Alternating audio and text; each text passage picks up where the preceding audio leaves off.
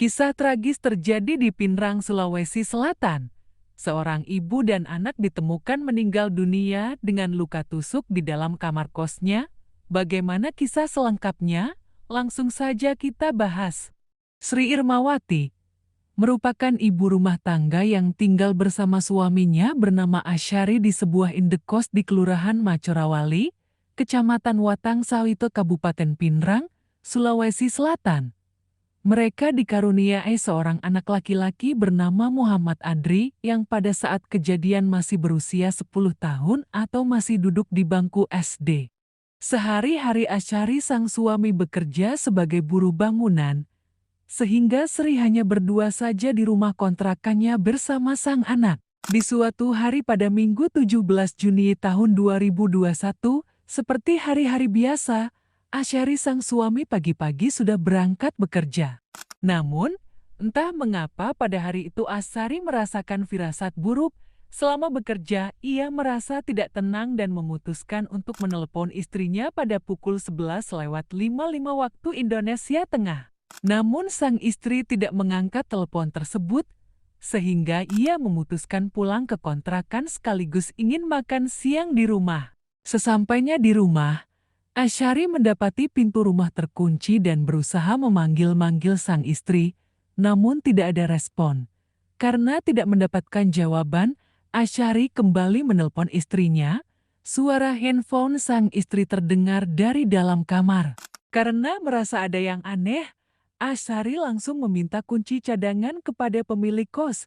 Setelah berhasil membuka pintu kos rumahnya, betapa terkejutnya Asyari melihat istri dan anaknya sudah terkapar dan bersimbah cairan merah.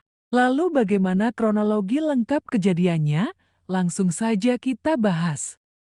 Pada Minggu 17 Juni tahun 2021, Sri dan anaknya hanya tinggal berdua di rumah. Asyari sang suami seperti biasa berangkat kerja di pagi hari. Lalu pada siang harinya sekitar pukul 11 waktu Indonesia Tengah, Sri memesan galon isi ulang kepada laki-laki yang bernama Aziz. Aziz merupakan pengantar galon yang sudah 3 kali mengantarkan galon ke rumah Sri. Ketika hendak mengantarkan galon ke kamar kosan Sri, Aziz melihat Sri yang pada saat itu berpakaian minim atau sedikit terbuka.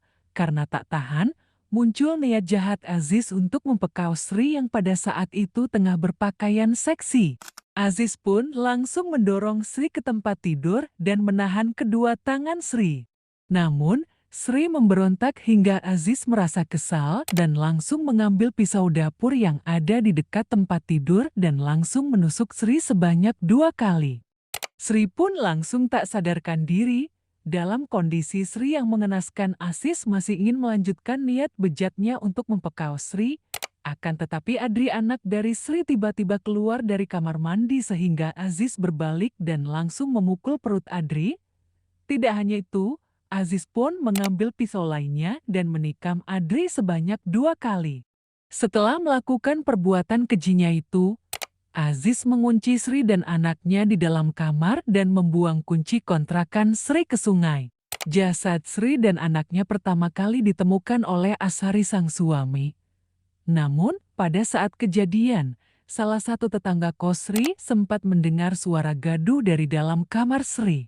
Kemudian tetangganya itu sempat mengecek keluar dan melihat ada laki-laki keluar dari kosan Sri. Tetangganya itu sempat mencoba membuka pintu kamar Sri, namun pintunya dalam keadaan terkunci. Dia pun langsung kembali ke kamarnya dan sama sekali tidak mengetahui bahwa Sri dan anaknya sudah tiada di dalam. Akibat kejadian naas tersebut, Sri meninggal karena mengalami luka tusukan di bagian pinggang dan punggung belakang serta terdapat luka bekas cakaran di leher Sri. Sementara Adri meninggal karena mengalami luka tusukan di bagian leher. Dari olah tempat kejadian perkara yang dilakukan polisi, ditemukan 3 pisau dapur dan 1 gunting. Akibat dari kejadian tersebut, Aziz yang berusia masih 19 tahun ditangkap polisi kurang dari 24 jam setelah kejadian. Dia ditangkap di tempat ia bekerja, yaitu salah satu depot air galon di Kecamatan Watang Sawito, Sulawesi Selatan. Aziz dijerat pasal 338 KUHP tentang pembunuhan dan Undang-Undang Perlindungan Anak dengan ancaman 15 tahun penjara. Demikian kisah kasus kali ini, sampai jumpa di kisah selanjutnya.